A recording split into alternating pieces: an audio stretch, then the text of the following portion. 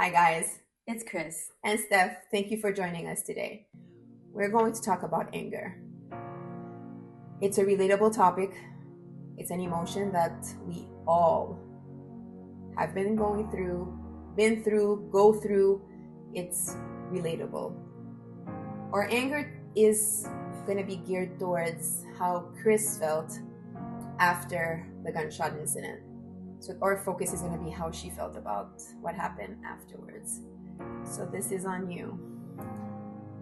So, 17, just got shot, having to fight to be alive, not understanding what happened, why were we targeted, why would they do that to two kids, because clearly we were two kids, and never have done anything, preaching during our school recess if we weren't playing ping pong with the guys at school, and all of this happening. I remember just clearly after you get shot, it's trying to do the survival. You got to get back on your feet, and you're just hoping that you get through what you need to get through. And I remember it was just kind of like after when we came to the States, and finally, I don't want to say it stopped, but we were so caught up with getting me put back together that we didn't. Numerous surgeries, the hospital visits, the physical therapy. It felt like it was endless. But it kept our mind staying so focused on what we had to do at that moment that I don't think neither one of us got the chance to process properly and even gone through the emotions the way we should have, because it was just like, there's a problem, we have to solve it, we gotta fix Chris. And once that kind of settled, the ongoing, and that, I think that's when I started being angry. I think that's when I started questioning God and being very, very mad at God. I remember being, this child. I said if I didn't have a husband, I was going to become a nun. That's how much I actually was speaking God's truth to anyone, trying to make disciples out of them. And this happening, I got so upset that I didn't talk to God. I was so mad. I said, I don't want you in my life. I don't need you. You weren't there for me. You weren't there for Steph. Why did you do what you did? Why couldn't you stop it? Why, and more whys. And I was so upset. And as you know, I didn't want to go to church. I didn't open my Bible at all. I was just really angry at him because I felt like he abandoned us, and I felt that he has forsaken us, and I felt like he didn't deserve us giving him time. And I know you didn't experience that compared to me. I didn't see it that way, but I was just so upset. I know, that's why I was gonna say, I don't know if that much anger came from the fact that you had to go through all these physical, the scars, the hospitals and things like that. On my end, on my side, my story, I experience it differently. So sometimes you can be in the same situation, but you experience that situation differently.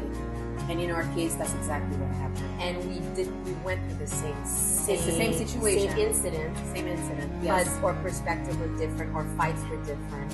Very true. You were fighting mentally, I was fighting physically, and that's why I think I was so upset, because I had to now adapt to this new body with all these scars. Again, being 17, where I'm supposed to be flawless, in my opinion, and having to go and adapt to all of that. I remember being 17, and the scar that I had such bad keloids that the doctor at the time was like, but Christine, you're gonna, let me just put, do the steroids over there for you, because you're gonna want to wear bikinis, and I'm like, I just leave it as it is. But he pushed me so that now I have a flat scar. But I felt like I just gave up when it came to my physical appearance, I'm like, granted, I was the right twin to have the scars because I was able to, based on my personality, bounce back faster and accept this new body. But at the same time, I want to share something even deeper when it came to anger. I was so upset with God that I literally did not talk to him or I didn't care to carry him with me in my heart for 10 years. And that's a long time. That's a very long time. I would go to church because I was told to go to church. Still being an obedient child, honoring our parents. I went to church just because I was told to go to church. But going to church, it was just like empty. My soul wasn't fed because I was just so upset because I could not understand why God did what he did. At the time, that's how I felt and that's how I thought. Being mad at him for 10 years. So I know I've spoke a little long, but I do want to say I stopped being upset at God and I surrendered. I finally said, you know what, God, I give up. You are the one leading my life. Is when I spent 5 years trying to have a child and I couldn't have a child. And everything went back for me to do more testing because they're like, maybe it was the bullet, maybe there's something that happened to my fallopian tubes. And I was just like so overwhelmed, so upset still. I'm like, why is this still continuing? I almost feel like it's haunting. It's haunting and it's ongoing. Like I want a break. And I remember the day that I surrendered. It's okay. And I said to God, okay, God, I just want to be a mom. And I remember telling him, if you give me a child, I will have you back in my life. And I bargained with him. But that's the day I surrendered. And guess what? You're a mama too. You're a mama too, and your faith is stronger than it's ever been. Yeah. You're rooted, you're grounded, you're a faithful servant. Yeah. And through all of this, I didn't get tissue. Yes, I will get that for you. No, Here. Hold. I got you.